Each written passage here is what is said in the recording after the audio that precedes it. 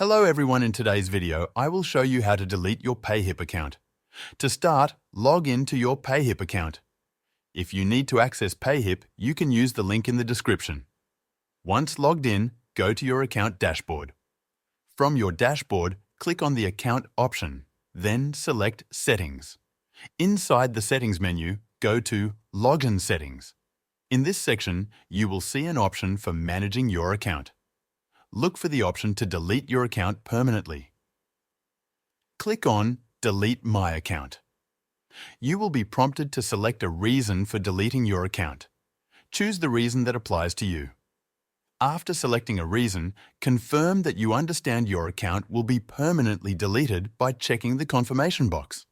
Finally, click on Delete My Account to complete the process. That's it. Thank you for watching, and I'll see you in the next video. You can use the link in the description to try it for free. No credit card is required.